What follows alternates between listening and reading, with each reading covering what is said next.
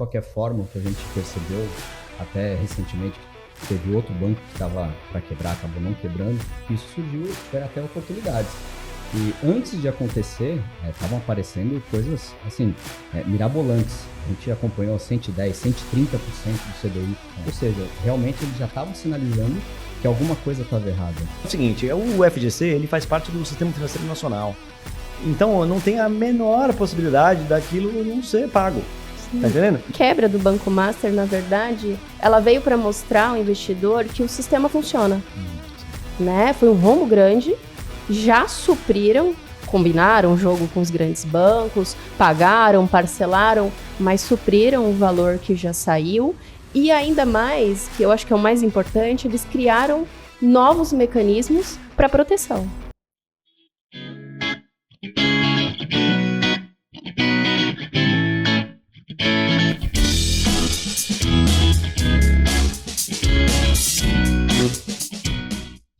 Sejam muito bem-vindos ao primeiro episódio do Quadro Escala, um quadro criado para falar sobre mercado financeiro, investimentos, patrimônio, de forma simplificada e descomplicada. Eu sou a Nath, host desse quadro, sócia, assessora de investimentos da Palazzo Capital, credenciada QI Investimentos. E eu sou o Anderson, assessor de investimentos, também sócio da Palazzo Capital. E ao longo dos episódios a gente vai trazer alguns especialistas e grandes profissionais do mercado financeiro, empreendedores, para ajudar a gente nessa jornada, né? E hoje, nosso primeiro convidado, Renato Russo, nosso sócio, está com a gente no dia a dia, 19 anos de mercado financeiro, iniciou uma corretora aqui em Santos, né? Um escritório credenciado a uma corretora. Um dos primeiros, se não o primeiro de Santos, né? E se preparem porque eu assisto vídeos no 2.0, mas agora coloquem no 1.0, porque vocês vão conhecer essa figura sensacional. Bom, obrigado. Primeiramente, eu queria agradecer o convite de vocês. Parece uma posição mais conservadora, de chamar a pessoa que está no dia a dia, sócio, etc. Mas, deve ser um pouco mais difícil estar todo dia, o que eu vou conversar, o que eu vou falar. Eu desejo a vocês todo o sucesso aqui no programa de vocês e, para mim, eu estou muito honrado, tenho muito prazer de estar aqui poder conversar sobre um pouco do mercado e um pouco de alguma vivência minha. E para compartilhar o nosso tema, né? Banco Master, nosso dinheiro está seguro? A gente viu que gerou um barulho muito grande, um ruído muito grande, né? Com a liquidação do Banco Master. Presenciamos e sentimos ali no dia a dia como que nossos clientes se comportaram, o porquê de tanto ruído, o porquê de tanto barulho. Sabíamos que uma hora ia acontecer, de acordo com tantas notícias, né? Mas como que foi lidar no dia a dia com a liquidação, com esse ruído tão grande, né? Que foi esse caso? Bom, o seguinte, eu acho, eu acho que foi um alarde, né? Ou seja, para o mercado financeiro, para a economia, não foi um alarde. Mas já que a pergunta foi para mim, como é que foi lidar com isso? Para mim foi muito tranquilo.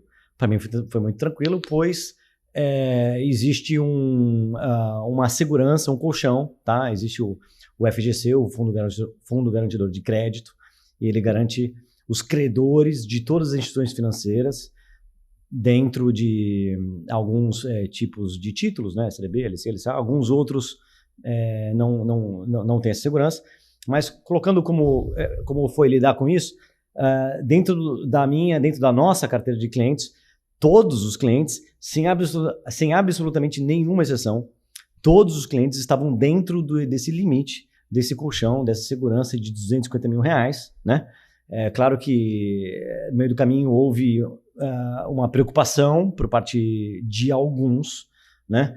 Alguns mais antigos já estão um pouco mais massificados com isso, mas aconteceu exatamente o que deveria acontecer, e apenas por coincidência, no prazo que eu sempre disse que no prazo médio de acontecer, né? Ou seja, o banco foi liquidado dia X lá de novembro, e em 55, 56, em 2 meses, todo mundo foi liberado para receber a sua restituição. Então, na verdade, todo mundo recebeu, não teve nenhum prejuízo. O alarde, na verdade, e aí esse alarde das pessoas que tinham aplicação no Banco Master dentro de 250 mil foi mais um alarde, né? Mas, sim, agora você pega o que aconteceu com a quebra do banco, o que ruiu, o que aconteceu depois, outros 2 bancos quebraram. Sim. Tem um outro banco agora que está sambando, quebrar. participa disso, outra empresa também. Enfim, de qualquer, com toda certeza, a quebra do Banco Master mexeu com o mercado, mas com os nossos clientes, dentro daquele patamar de R$200 mil, na verdade, nada aconteceu. Mas, de qualquer forma, o que a gente percebeu, até recentemente, teve outro banco que estava para quebrar, acabou não quebrando, que isso surgiu, tiveram até oportunidades.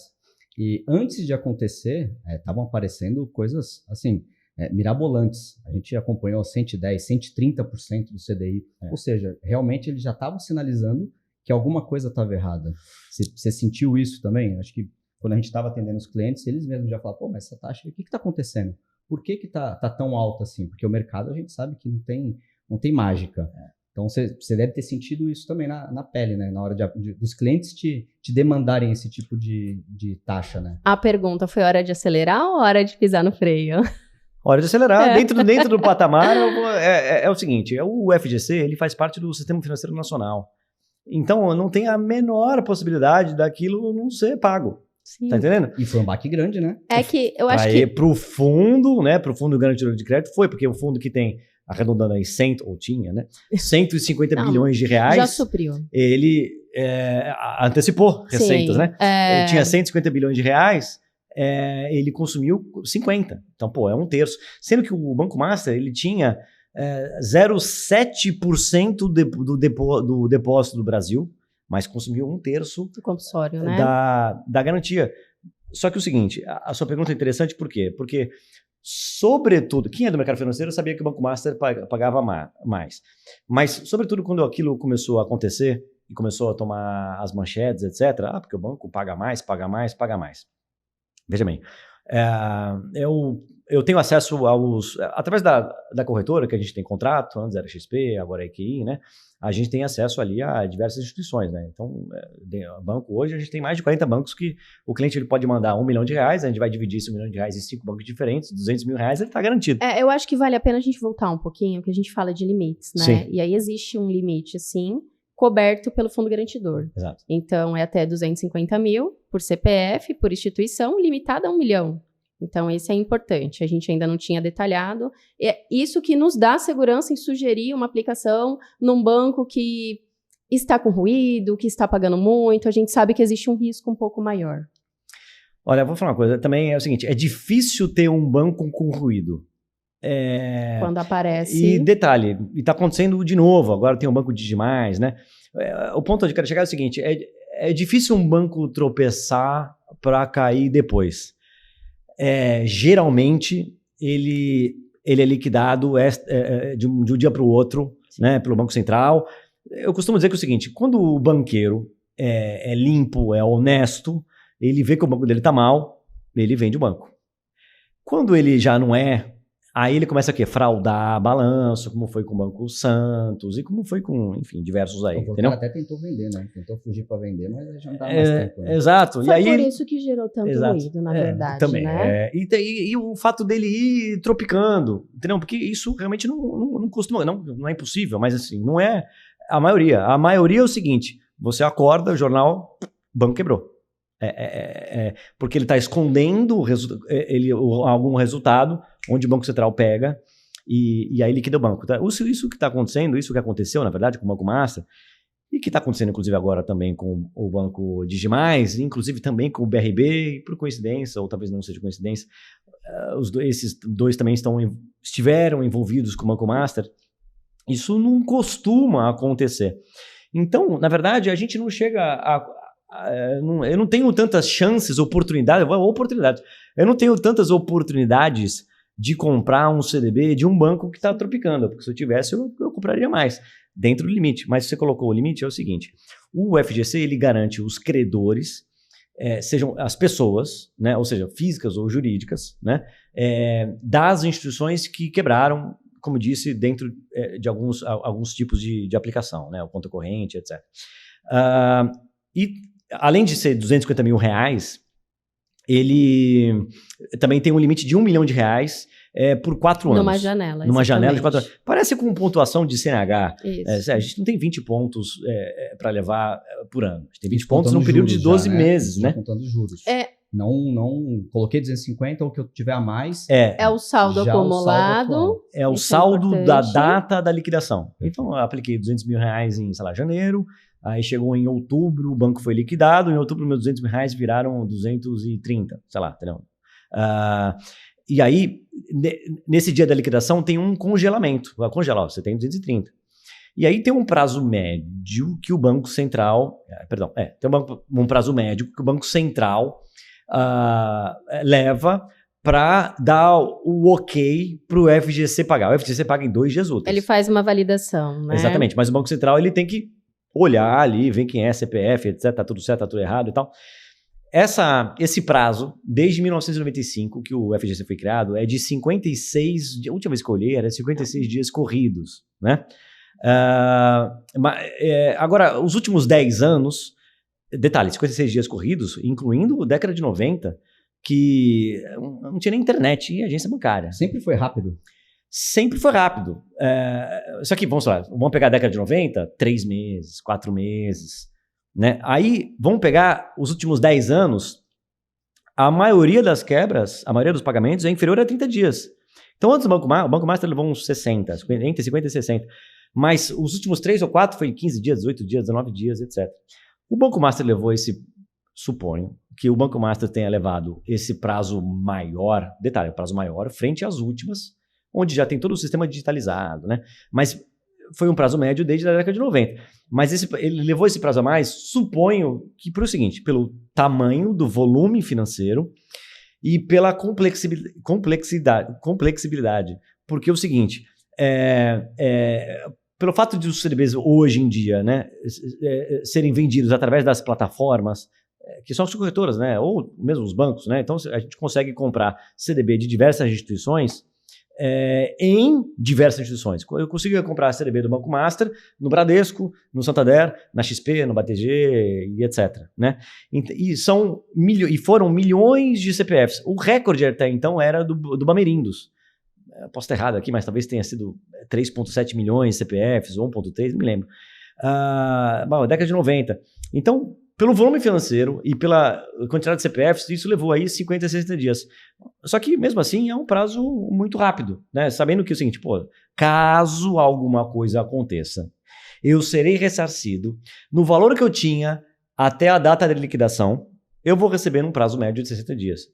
Né? A pessoa sabendo disso, ela consegue entrar e aplicar. A gente costuma dizer que é um risco, né? É um risco dessa operação, na verdade. Na verdade, exatamente, é o risco dessa operação. Prazo médio, né? Eu me lembro de 2014. Em 2014 teve um banco que quebrou chamado Banco BVA, tá? Um banco argentino. E aí o seguinte, eu me lembro que o seguinte, esse Banco BVA, ele quebrou, talvez eu erre aqui um pouquinho, assim, em alguma data, mas ele quebrou, se não estiver errado, em novembro de 2013. E aí, é um banco que tinha uns 600 credores. É uma outra situação, né? De frente de milhões. Só que do volume de crédito, do volume financeiro, 2/3 eram de 2 pessoas, que eram o Schincariol e o Caoa, o cara da Caoa de carros, né? E aí, o que acontece? As notícias foram que o seguinte, que eles se uniram, eles sentaram e falaram assim, cara, o banco é quase nosso, não? 2/3, né? E eles se uniram e tentaram e começaram a conversar sobre adquirir o banco ou avançar com o banco de alguma forma, né? Só que isso era novembro, aí dezembro tem recesso parlamentar, janeiro também, aí voltou fevereiro, aí eu me lembro que o carnaval em 2014 foi logo o início, fevereiro, etc. Enfim, onde eu quero chegar é o seguinte, isso demorou, entendeu? E o próprio Banco Central chamou os dois e falou o seguinte, vocês estão vendo aí se vocês ficam com o banco, não ficam com o banco, etc. Então vamos fazer o seguinte, então, eu vou liberar o FGC para fazer o pagamento para todo mundo, entendeu? Vocês assinam esse termo aqui, entendeu? Se vocês não forem efetivamente, não comprarem um banco, então eu já paguei todo mundo e funcionou. Agora, se vocês comprarem o banco, vocês estão devendo aqui para o FGC, entendeu? Não foi exatamente dessa forma, mas é um resumo. Então, se alguém entrar aqui no site do FGC, onde tem detalhadamente todas as liquidações, o volume financeiro, a quantidade de pessoas físicas, jurídicas, inclusive o prazo em dias do pagamento, tem um asterisco do lado. E o asterisco é que é o seguinte, olha, ele foi pago antes da liquidação. Entendeu? Porque, e o ponto onde eu quero chegar é o seguinte, o sistema financeiro nacional, ele não quer que demore. Isso não é feito para demorar, porque isso causa um estresse, isso causa uma ruptura, isso causa um desconforto, e isso atrapalha o financiamento de todo o sistema financeiro. Dólar sobe, juros sobe, desconfiança, a bolsa cai. Tem uma desconfiança e tudo meio que para de funcionar. Fala assim, será que de repente está demorando? Por quê? Então não quer que tenha essa demora. Você não acha que no caso do Banco Master teve muita coisa política ali? Porque eu lembro, li alguma coisa na época, que eles ainda estavam tentando reverter a liquidação até algumas semanas depois. Você não acha que foi por isso que acabou demorando um pouquinho mais? Que na verdade, era para ser mais rápido, né? Até com a tecnologia que está tão avançada hoje em dia, deveria ser mais rápido. Acredito que também possa ter, acho que, com certeza deve ter contribuído também, além da complexidade que antes não tinha tido ainda. Acredito que isso também possa ter contribuído ali para a demora e muita coisa falsa, né? Foi fraude do início ao fim ali, né? Quer dizer, muita coisa que realmente não existia, muitas camadas, né? Então o banco ele tinha um fundo que era um outro fundo, que emprestava para o outro, e o outro tinha um outro fundo. Então acho que toda essa complexidade, essa teoria do caos que o banco, o Vorcaro, né? Sem falar da pessoa, mas que o banco criou para se proteger ou para criar essa camada de não ser pego, acho que também pode ter dado essa situação. E eu acho que a situação política, onde ele tinha mão, onde ele tinha poderes... Deixaram ele muito largado. Eu acho que, de repente, isso pode ter contribuído pela demora, eu acho. É uma opinião, eu acho que eu posso dar opinião aqui, né? Eu acho que isso pode ter contribuído para, de repente, o Banco Central não ter ido de uma forma mais arrojada a fundo no que estava acontecendo. E, de fato, a gente consegue enxergar hoje que ele tinha os braços dele com todo mundo. Não tem oposição. Né? Ele tinha a galera inteira de todos os perfis participando do esquema dele. E acredito que isso possa ter contribuído para ter... um pouco, na verdade está um pouco evidente que isso contribuiu para a demora de repente, uma tomada de decisão. Mas BRB, o pagamento, né? Ele foi muito rápido. O próprio BRB queria comprar ele.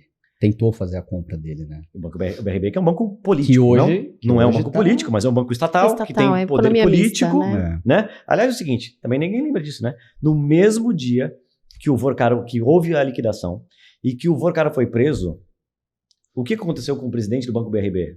Que hoje está com rombo aí, e parece que o governo do Distrito Federal, ou seja, a população do Distrito Federal vai ter que bancar o rombo, ainda não é roubo, né? O rombo, e o seguinte, cadê o presidente do BRB daquela época?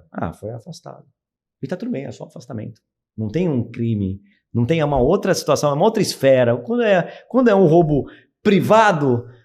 Com sorte, o cara tá preso aí. Sei lá, eu realmente não acredito que vai ser preso há muito tempo, a gente tá no Brasil. Mas assim, se não é privado, é estatal, afastamento, aposentadoria compulsória, tudo muito brando. Trazendo um pouquinho para a parte da assessoria de investimentos, né? Por que é importante o cliente ter o assessor por trás, né? Identificar oportunidades, como você mesmo disse, né? A gente vai... parar ou a gente vai acelerar? Não, dá para acelerar, dá para aproveitar. Tem essa janela entre data de liquidação, valor congela, recebimento, custo de oportunidade, né? Temos lá um CDB a 120%, 130%. Talvez a gente fique aqui 56 dias sem rentabilidade, sem juros compostos. Até que ponto vale a pena a gente aplicar ou sair e não aproveitar a oportunidade? Eu acho que é um pouco do nosso papel, né? Tentar avisar o cliente que existe a oportunidade, existe o risco da liquidação, valor congelado, onde ele vai receber ali depois de 56 dias, mais ou menos, como a gente falou, mas não dá para ficar de fora também dessa oportunidade, dessa janela de oportunidade. Dá para usar como uma estratégia, né? Dá uma estratégia para montar uma carteira, nem que seja com um pouco de risco, mas dá para alavancar o resultado do cliente, protegendo e estando de acordo com o FGC, né? Nós somos assessores de investimentos. E a população não tem, às vezes, a noção do que exatamente a gente pode ou tem que fazer. Não é nossa função, vocês sabem disso, gerar retorno, entregar resultado para o cliente. Pô, caramba, como não? Não é. Essa é a função do gestor, assim como outras coisas também. Mas a nossa função é explicar, trazer produtos e explicar o funcionamento do produto, as características e os riscos envolvidos. Se fosse somente trazer retorno, era muito simples. Você pegava o que rendia mais e entregava, e se desse problema é seu. Mas, na verdade, não é exatamente o nosso trabalho. Nosso trabalho é entender a necessidade do cliente e voltar com uma ideia, uma proposta, uma carteira de produtos que faça sentido para o cliente e defenda o porquê e explique os mecanismos e os riscos, né? E aí é o seguinte, hoje, por exemplo, hoje não sei, mas semana passada a gente tinha CDB do Banco Digimais pagando 135%. Banco Digimais do Edir Macedo, que está aí sambando também. Essa semana fez um aporte de R$1,5 bilhão para melhorar o balanço e ser vendido. Então, provavelmente, de repente, alguma instituição aí estão dizendo que o Safra e o BTG estão conversando sobre comprar o banco. Não vai ser nenhuma surpresa se depois de injetar R$1,5 bilhão ele ser vendido por R$1. Né? Para você ver a situação do banco. Só que é o seguinte, vamos lá. Semana passada, a gente tinha CDB lá na plataforma de 135% do CDI. O banco estava pagando 135% do CDI? Não. Acontece que é o seguinte, o banco emitia o CDB, sei lá, 105, 108, 110% do CDI. Uma taxa normal. Só que como é o banco, no caso do Digimais, como o banco está aí sambando, muitos clientes, muitas pessoas, muitos investidores, não nossos, começaram a vender de uma forma talvez até desesperada os títulos do banco. Falo com propriedade, se a pessoa tem dentro de R$250 mil do FGC e está dentro daquele R$1 milhão que ele pode receber ainda, ele vendeu esse título com desconto, com perda, e profissionalmente digo que não deveria, tá? Agora, também tem muitas pessoas que provavelmente, ou com certeza, tinham mais de R$250 mil no Banco Digimais. Aí essas pessoas precisam realmente realocar, com medo de que realmente o banco vá quebrar. É o momento de fazer uma realocação. Exatamente. Né? E aí, quando ele vende esse título, que de repente ele comprou um CDB pagando 110% do CDI, a hora que ele vende e tem uma enxurrada de papel sendo vendido, esse título vai ser vendido com desconto. Quando ele vende com desconto, quem compra com ágio. Então ele vende um CDB de 110% do CDI, ele aplicou R$1.000 no CDB de 110% do CDI. Quando ele não vende por 1.000, ele vende por 900. E quem compra um CDB por R$900, sendo que a dívida do banco é de 1.000, ele está ganhando mais que 110, está ganhando 120, 130. Então nesses casos eu enxergo que é uma oportunidade, mediante uma conversa e uma explicação com o cliente. Então, por exemplo, nas últimas 2 semanas, eu liguei para alguns clientes que não foram acionados pelo FGC, que estão com a situação lá, que tem cobertura, que não são clientes que têm 4, 5, 6 milhões de reais em banco, né? São clientes que têm, cliente que o patrimônio do cliente é 700 mil reais. Então, ele está totalmente 100% coberto ali pelo FGC, pelo 1 milhão e etc. Eu liguei para o cliente e falei assim, escuta, estou com uma oportunidade aqui. A oportunidade é o seguinte, tem um CDB aqui, tem um banco que está sambando, tá perigando de ruir, de quebrar, tá? É o Banco Digimais, Edir Macedo, etc.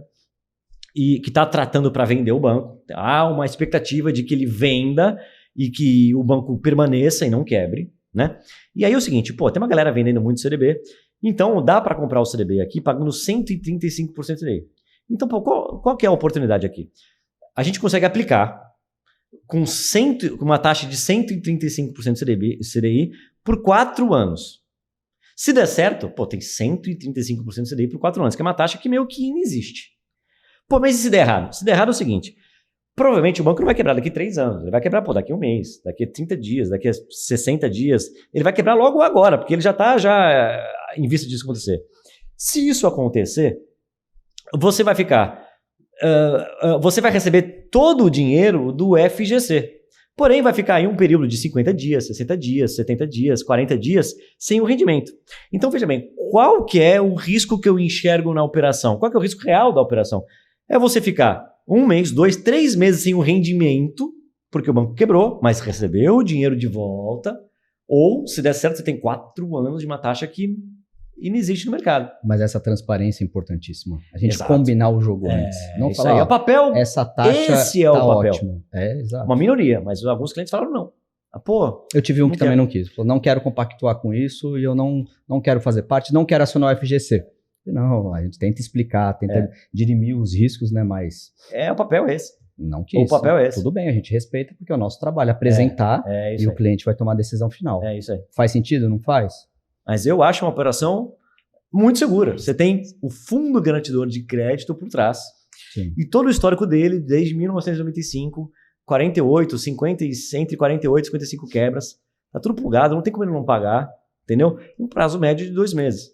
Então, se der errado, tem 2 meses de não rendimento, porque congela, e aí paga 2 meses depois, na média. E aí, fiquei 2 meses sem ter rendimento. Agora, se der certo, 4 anos são 48 meses de rendimento, 15, 20% acima do que o mercado tem. Eu vou aproveitar aqui, então, para falar com os nossos ouvintes. Se você está aqui acompanhando, gostou do conteúdo, compartilha, se inscreve no canal, @podesimplificar. Tem o meu canal, meu Instagram também, @NataliaGalotti-Lopes, o do Anderson. @Anderson, _ Joaquim. Do Renato, qual que é o seu, Renato? @Renato Russo Guerra. Legal, então ajuda a gente, eu acho que a gente quer levar conteúdo de qualidade, informação que às vezes você não consegue ter de uma forma tão dinâmica, de uma forma tão prática. E aí, voltando um pouco ao tema, eu acho que tem uma coisa muito importante, é que a quebra do Banco Master, na verdade, ela veio para mostrar ao investidor que o sistema funciona. Sim. Né? Foi um rombo grande, já supriram, combinaram o jogo com os grandes bancos, pagaram, parcelaram, mas supriram o valor que já saiu. E ainda mais, que eu acho que é o mais importante, eles criaram novos mecanismos para proteção. Então, para futuras quebras, exatamente. Então, assim, dá para aplicar, funciona, dá para aproveitar oportunidades, né? E ainda mais, eles continuam ativamente melhorando o que já está bom, o que já funciona. Eu acho que essa é uma mensagem muito importante, que às vezes o investidor ele tem aquele receio. A gente ainda tem, infelizmente, né? O maior volume está em poupança. Não faz sentido ter uma rentabilidade de 0,6 ao mês, sendo que você consegue mais do que 1% hoje na taxa de juros que a gente tem hoje. Dentro da mesma instituição dá. Então, por exemplo, poupança da Caixa Econômica, né? Acredito que com certeza absoluta alguém que está assistindo a gente acredita que a poupança da Caixa Econômica Federal é, de repente, um investimento melhor a se fazer ou o mais seguro. Mas se alguém comprar aqui um CDB da Caixa Econômica Federal, tem o mesmo risco, ou a mesma segurança, porque risco e segurança, na verdade, é só um contraponto do outro. Um CDB da Caixa Econômica Federal vai ter a mesma segurança entregando um retorno maior. Né? Eu não enxergo realmente o porquê que alguém teria, o porquê que alguém tem uma poupança. Né? Eu tenho a poupança do Itaú, o CDB do Itaú paga mais. E a segurança é a mesma. Mas não é falta de ter alguém que oriente o cliente da melhor forma, porque é o que a gente comentou no outro episódio que a gente participou. O gerente ele trabalha para o banco. E aí o banco precisa fazer captação, ele faz através de poupança também, porque ele vai emprestar para fazer crédito imobiliário, enfim. Será que isso não é o papel, de repente, do gerente? Como nós somos assessores, então a gente orienta o cliente, não deixa na poupança, porque você está deixando de ganhar, você não está perdendo. Às vezes até perde para a inflação, mas você está deixando de ganhar dinheiro. É muito do nosso papel isso, né? De fato, a poupança ela é o maior, a poupança junto com o FGTS são os maiores fomentadores do crédito imobiliário, financiamento imobiliário, etc., de fato. E há um chamamento da Caixa Econômica. Quando foi, olha, a gente está em 2026, tem poucos anos, tem, 3 anos, 2 anos, 4 anos, em algum momento recente, teve uma propaganda aí na televisão, canal aberto, da Caixa Econômica fazendo propaganda da poupança. Eu achei que eu jamais ia ver isso novamente. A última vez que eu tinha visto foi poupança do Morelindos, né? É que eu acho que é importante para o cliente entender que é o funding, né? Então, assim, ele precisa captar na poupança para poder emprestar no crédito imobiliário. Então, por isso que hoje existe a necessidade de ter captação em poupança, que eu acredito que isso vai mudar, eles já andaram discutindo um pouquinho. Mas é só mais um mecanismo, né, do sistema financeiro para que o investidor ele possa entender que existem regras, né? O banco ele se capitaliza de diversas formas diferentes. Então, por exemplo, tem títulos com nomes diferentes, LCI, LCA, LF, letra financeira, LC, letra de câmbio, e poupança, CDB, e etc. Todos esses são instrumentos do banco ir para o mercado e se financiar. Se financiar, né? Se capitalizar para poder emprestar na outra ponta, porque afinal de contas a função do banco não é ter TED, PIX, pagamento de conta e tal. Isso são funções adicionais, né? A função primária de um banco é captar dinheiro de um lado e emprestar do outro lado. Só intermediar. E ganhar um spread em cima. E no Brasil tem mais de 200 bancos e a grande maioria deles não tem como a gente abrir uma conta corrente e ter um aplicativo de fazer pagamento de conta. A grande maioria deles são os bancos de fomento, né? Banco Volkswagen, Banco Fiat, né? Agora Stellantis, Banco Cargill, são bancos que funcionam para fomentar o mercado. Então, eu já comprei um carro no passado financiado pelo Banco Volkswagen. Fui lá na loja aqui, na Comeria, um abraço pro João, e comprei um carro financiado e o Banco Volkswagen, né, financiou o meu carro. Obviamente eu paguei por as parcelas e tal, mas o Banco Volkswagen ele capta dinheiro no mercado e ele traz esse dinheiro, ele retorna para o mercado dele, na verdade. Não quero te interromper, mas por isso que eles acabam pagando taxas maiores. Com certeza. Eles têm essa necessidade de dinheiro mais rápido. Por isso que eles precisam pagar mais para o cliente. Pelo tamanho também, né? Veja bem, vamos colocar o banco... Porque, veja bem, eu acho que ninguém aqui vai desconfiar da Volkswagen. Eu acho que foi talvez um bom exemplo. Acho que ninguém aqui vai desconfiar da Volkswagen. Só que a Volkswagen é uma instituição. O Banco Volkswagen é outra instituição. E aí é o seguinte, você coloca o Itaú e o Banco Volkswagen. Aí o Itaú está pagando 100% CDI. E o Banco Volkswagen está pagando 100% CDI. Ninguém vai comprar um título Banco Volkswagen que é nada perto do Itaú, entendeu? Porque então os bancos menores eles têm que oferecer uma taxa maior para cativar o cliente, o dinheiro. E existe a classificação por rating também, né? Que isso é muito importante, é um balizador ali para a gente conseguir sugerir ou indicar algum papel para o cliente. Nada mais é do que essa questão também, né? Então, quanto maior o rating, menor o risco, menor a taxa. Quanto menor o rating, maior o risco e maior a taxa. Exatamente. Eles são correlacionados, né? No Brasil, o rating do sistema financeiro, ele não segue aqueles ratings que a gente vê que tem Standard & Poor's, AAA, etc. Que talvez alguém já tenha visto aí. Mas eles têm um rating diferente. O Banco Central ele tem uma nomenclatura que chama S1, S2, S3, S4, S5. Onde o S1... são os bancos com maiores e mais seguros, né? O S1 eu sei de cabeça. O S1 é a Caixa Econômica, o Banco do Brasil, o Bradesco, o Itaú, o Santander e o BTG. E só. Aí S2 tem vários outros, e 3, e 4, e 5, né? E de fato, então como tem essa classificação, os bancos menores corre-se um risco maior. Logo, eles têm que cativar mais o dinheiro. Além do risco, é a necessidade de captar também, né? Não é tão grande, não é tão robusto, não é tão conhecido. E aí, como a gente falou, a engenharia do banco é captar e emprestar. Então, quanto mais ele vai captar, mais ele vai gerar, mais vai girar um spread e mais lucro ele vai ter por consequência. Exato. Mas o que a gente tem percebido agora, pelo menos nesses últimos meses, pós-Banco Master, reduziu bastante. Antigamente, que a gente tinha taxa 108, 112, assim, tá escasso. Pena, né? Você tem sentido isso também? Que tem reduzido bastante.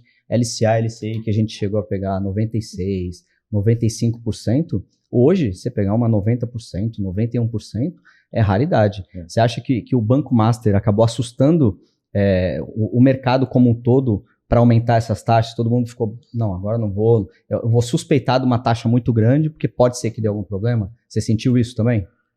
Eu senti que as taxas caíram, Na verdade, sim, aconteceu duas coisas. Primeiro que é o seguinte, as maiores taxas saíram.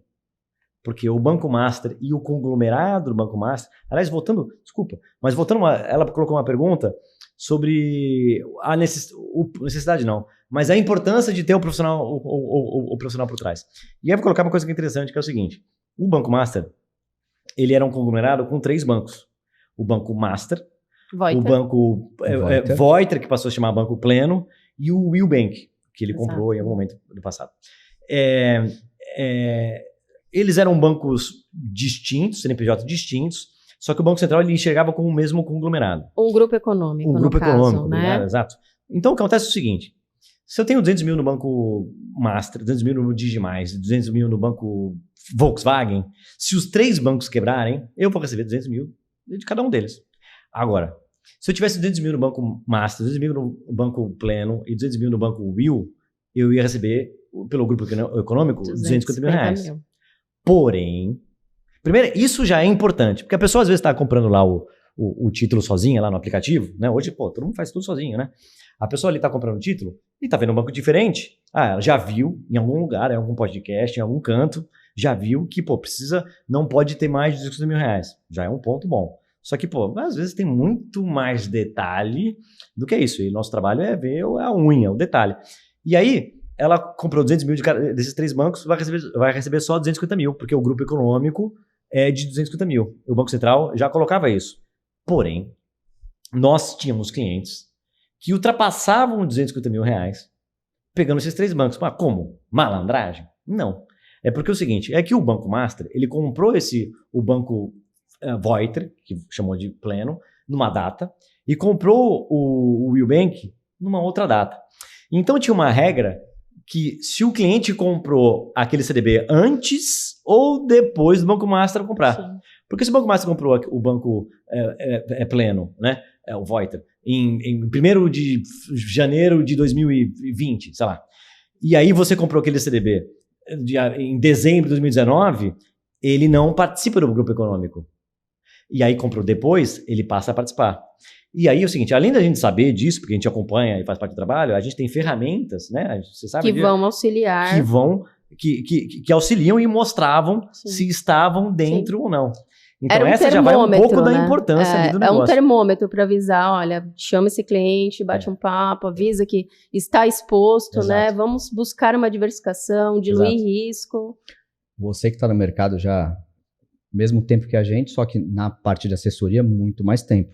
Você acha que desde que você começou, lá em 2007, 2008, os clientes eles estão com uma educação financeira melhor? Você acha que mudou um pouco a forma do cliente ver a questão do dinheiro, de realmente entender que ele tem que guardar de forma correta, que ele tem que ter um profissional para auxiliar esse? Você enxerga que mudou o mercado de lá para cá, desde quando você começou lá, capinando tudo esse mercado antigamente, 20 anos atrás? Você acha que mudou muito de lá para cá? Mudou muito, mudou. É um outro brinquedo. Quando abri o escritório em 2007, primeiro é o seguinte, a corretora de valores, ela só tinha, alguém só abria uma conta em uma corretora de valores para operar na bolsa de valores. Porque a corretora de valores, ainda é, mas ela era exclusivamente a intermediária entre o investidor e a bolsa de valores, né? Então, alguém abria a conta numa corretora de valores para comprar ação da Petrobras, da Vale, vender e etc, né? As corretoras de valores não eram o que são hoje, que são grandes distribuidoras de produtos financeiros de investimento, né? Então, o escritório de 2007, detalhe, em 2007, tinham 200 mil CPFs cadastrados na Bolsa de Valores. Então, em 2007, só tinham 200 mil CPFs dentro de todas as corretoras, de quase 100 corretoras de valores, que compravam e vendiam ações, né? Hoje, são quase 6 milhões de CPFs. Parece muito, só que a gente tem 220 milhões de habitantes, 6 milhões é nada, né? Mas tudo bem, mas perto de 20 anos atrás, que tinham 200 mil, já é alguma coisa. E essa evolução, ela aconteceu por quê? Aconteceu basicamente por 2 motivos, onde tem uma instituição por trás. pelo menos de um desses dois motivos.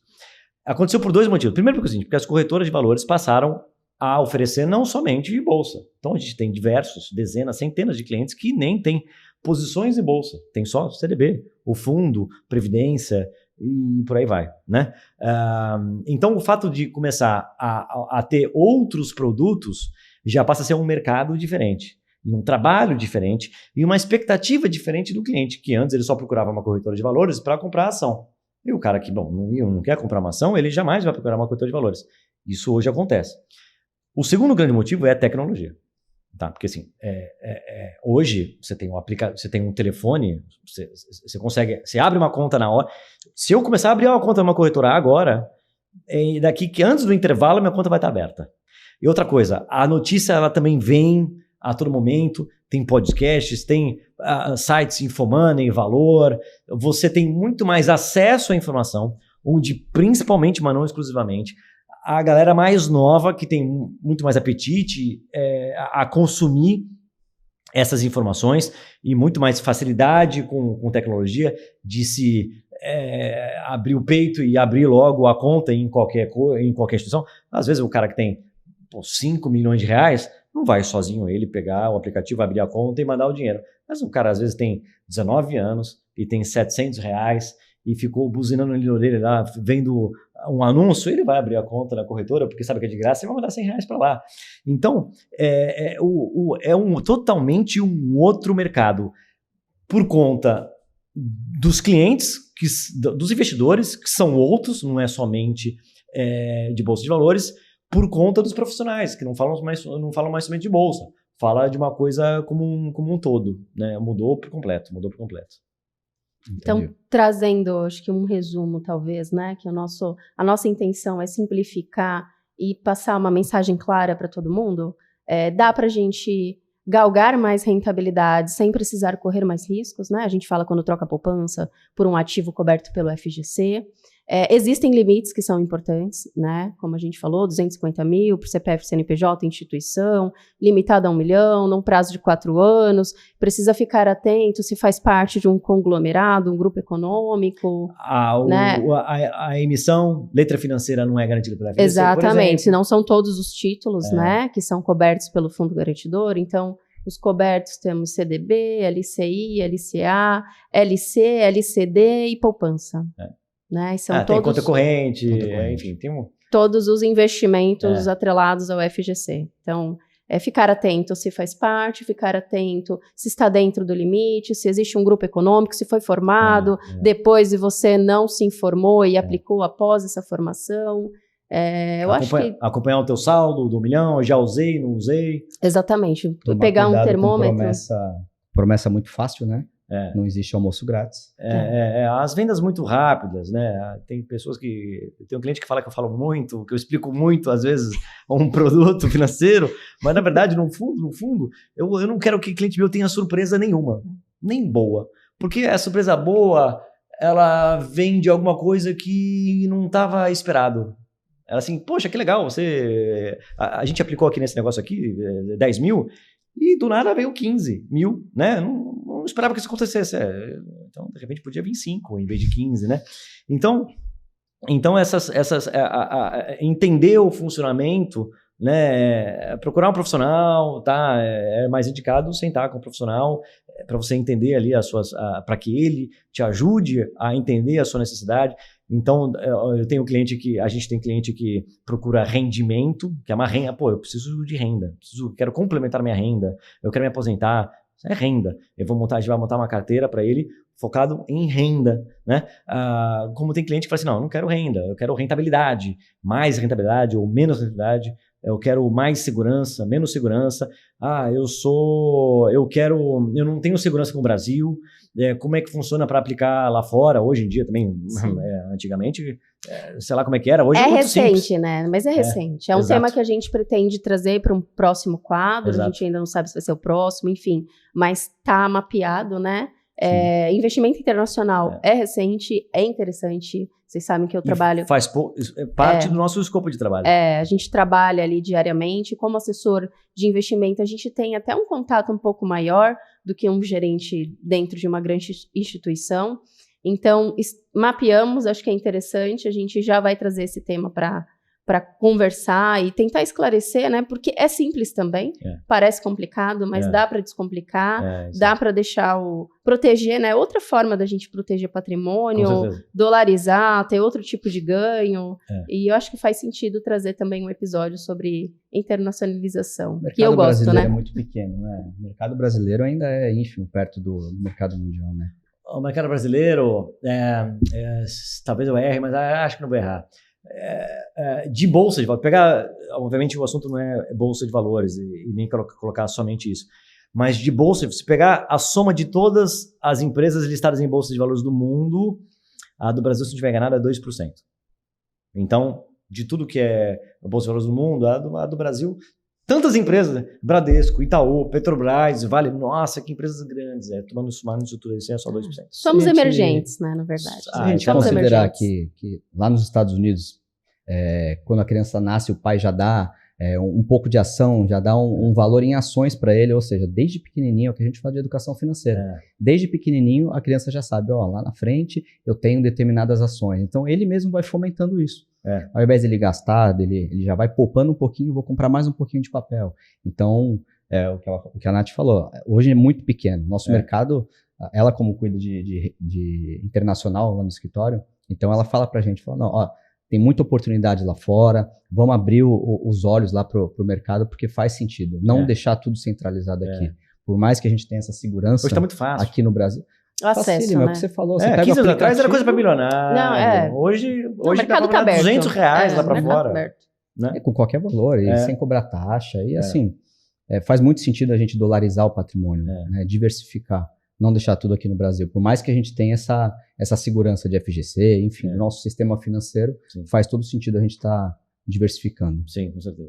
E, Renato, você tem alguma mensagem, esses quase 20 anos de experiência, né? Eu sei que são 19, mas a gente já fala que são quase 20. Alguma mensagem importante para deixar? Um papel do assessor, um mecanismo que funciona, os limites que existem. Você quer complementar com mais alguma informação que você acha bem relevante para os investidores? Acho que eu acabei já me antecipando e falando, mas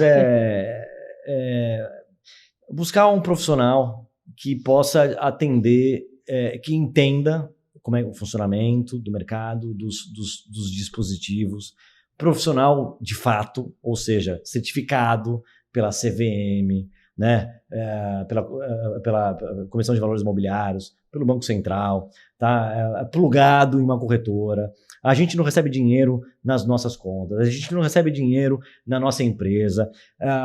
Os clientes vão abrir a conta na instituição. A gente hoje tem contrato com a EQI, né? Então, o cliente, sentei com a pessoa, pô, que legal, eu quero ser seu cliente, como é que funciona? Vai abrir conta na EQI, na corretora de valores, está debaixo da CVM, Banco Central, CMN, Conselho Monetário Nacional, tudo regulado, com um profissional dedicado, experiente. Em algum momento, talvez, infelizmente, a pessoa pode pegar um profissional que não seja habilitado, não tenha conhecimento ou boas intenções, mas isso acontece. A famosa pirâmide no começo. A famosa pirâmide no começo, ou mal profissional tem em todas as profissões, todas as profissões, né?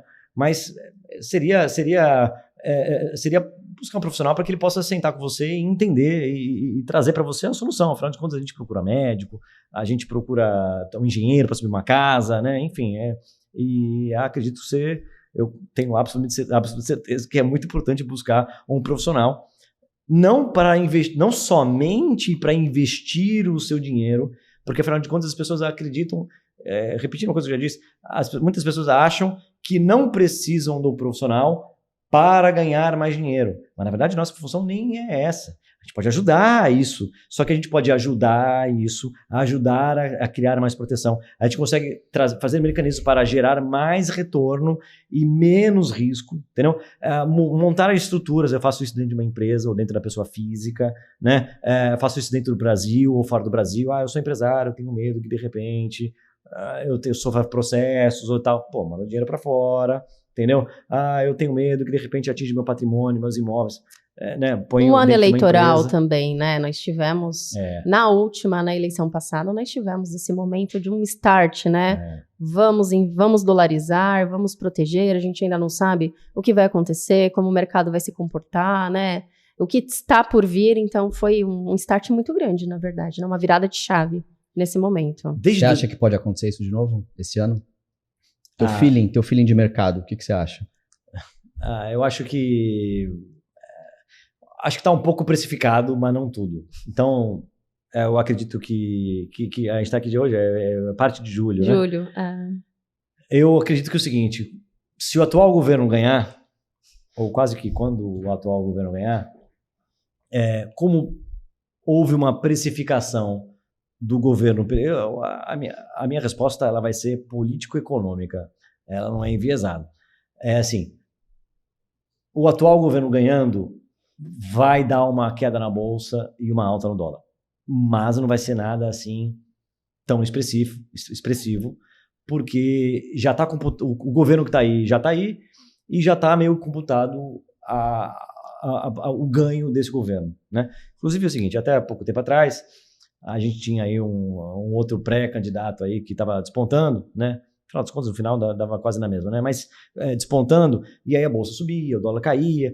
Na verdade, no fundo é o seguinte, se a gente está no modelo econômico, as coisas têm que funcionar de uma forma mais razoáveis, não sei se é a palavra melhor, mas é o seguinte, na nossa casa, se a gente todo ano ou todo mês começar a gastar mais do que a gente arrecada, isso vai dar um problema lá na frente. A gente vai ter que pagar essa conta.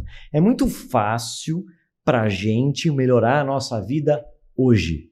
Hoje, amanhã, semana que vem, é muito simples que a nossa vida fique melhor. A gente vai no banco, pega um crédito e gasta tudo. Tem um carro que vale 50 mil? Chega na loja e financia um carro de 300 mil. É muito simples, entendeu? Pega um crédito, entra no financiamento imobiliário, se atola em dívida. Você não acha que é isso que o governo está fazendo hoje? Exatamente, mas é isso que está acontecendo. Pagando título a vida hoje caro. Vai melhorar, só que a conta vai vir.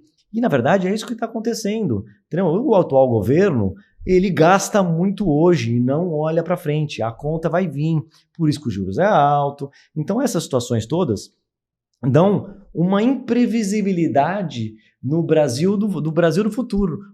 Uma imprevisibilidade sobre a capacidade financeira que o Brasil vai ter. Imprevisibilidade é risco. Risco então, precifica-se de uma outra forma. Então, qual que é a chance do Brasil dar um calote? A chance é Y. Qual que é a chance dos Estados Unidos dar um calote? É X. Qual que é a chance da Noruega dar um calote?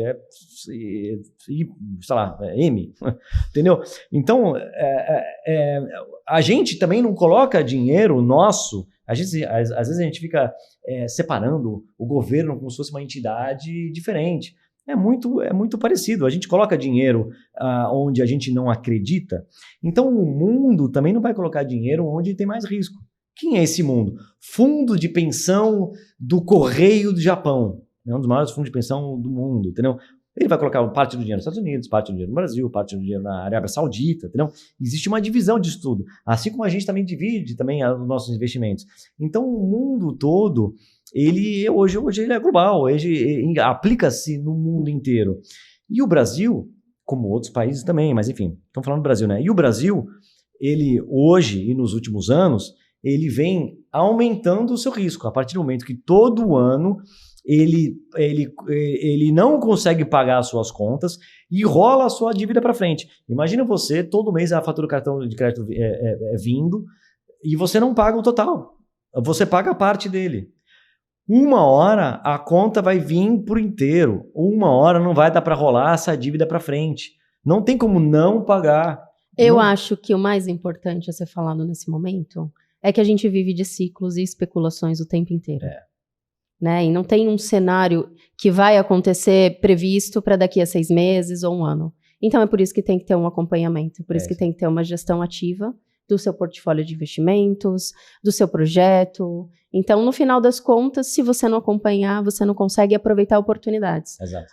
Por mais... Ou se proteger de alguma coisa, uma pedra no meio do caminho. Você pode ter um cenário ruim lá na frente, né? Projetar um cenário ruim, como você falou, estamos endividados, a dívida está alta, a conta vai chegar, Mas mesmo nos momentos ruins, a gente tem oportunidade. Com certeza. Então, Sim. acho que essa é a mensagem que fica, né? Na Não verdade, importa nos o momentos quanto ruins- esteja ruim, a Na gente verdade, aproveita nos momentos mais. ruins é onde hora tem da mais compra. oportunidade. Sim. Porém, mais Guiadas, risco, mas dá né? pra fazer um trabalho É. onde a gente consegue dizimar quase que totalmente esse risco. Por isso que o cliente não pode tentar fazer tudo sozinho. Busca um Diria profissional, que não. busca um assessor de investimentos. Aqui tem 3, na falta de um, aqui tem 3. É isso. Então, não vá sozinho. Acompanhado, você vai chegar, às vezes demora um pouquinho, mas você vai mais longe. Eu tenho certeza que você ajuda muito isso. A gente vê isso no dia a dia, e eu tenho certeza que com a tua experiência você ajuda bastante. Eu tento. Aproveitar para agradecer, então, Renato Russo. Foi um prazer ter você aqui no nosso primeiro episódio. É um prazer estar com você o dia a dia, né? Obrigado. Passamos por essa fusão ano passado, unimos forças, né? Somos maiores hoje. Eu acho que é muito importante. Estar com você aqui, sem dúvidas, é algo inesquecível para a gente. E quando surgiu o quadro e a gente soube que tinha uma pessoa para trazer, seu nome foi o primeiro a ser dito. E obrigada por ter aceitado o convite, tá bom? É uma enciclopédia, né, o Renato? Ele é um marco aí dos investimentos aqui, da assessoria de investimentos em Santos. É o que eu falei, começou, capinou isso aqui, quando tudo era mato, ele abriu o caminho pra gente, né? Desbravou esse universo, né, do acesso à informação, né, da abertura do mercado para o cliente, que eu acho que é importante hoje. Por isso também que o cliente hoje tem essa facilidade, essa praticidade, porque o mercado foi aberto, né? Era muito fechado no passado, abriu-se e cria-se até hoje, né, novos investimentos, novas letras para a gente decorar, entender como que funciona, qual que é a regra do jogo, né? E deixar aqui a nossa gratidão mesmo dessa participação. Não, eu que agradeço. Obrigado pelo convite. Obrigado pelas palavras. Obrigado pelo dia a dia. Como você disse, a gente uniu forças aí, vai fazer 1 ano agora. E é muito gratificante, e está sendo muito bom fazer parte aí do dia a dia. Enfim, eu realmente tenho muito a agradecer. Eu estou muito grato das nossas vidas terem se cruzado e a gente está fazendo o que a gente está fazendo e chegando onde a gente conversa que pode chegar em algum momento. No Obrigado final pelo convite de hoje. É para melhorar vidas, né? É isso. Melhorar vidas, né? Entregar sonhos e fazer o melhor por todos sempre. E fico à disposição, enfim, vocês chamarem e conversar, eu vou vir sempre com muita satisfação. Legal. E agradecer também quem está assistindo a gente aí também, que acompanhou aí e de repente tem alguma dúvida, a gente está à disposição, e enfim, é isso aí, a gente está aqui para ajudar e participar. E para você que acompanhou a gente até aqui, a gente espera que esse conteúdo tenha esclarecido, tenha te ajudado a tomar decisões mais assertivas, com mais certeza, ou mais eficientes também, tá bom? Se você gostou, compartilhe esse conteúdo, siga as redes sociais, @Pode Simplificar. Foi um prazer estar com vocês nesse primeiro quadro do Escala, né? Com certeza, obrigado pela companhia. Eu tenho certeza que os próximos vão ser tão bons quanto foram os de hoje. Obrigada, Obrigado. até a próxima. Até mais. Obrigado, tchau. Tchau, tchau.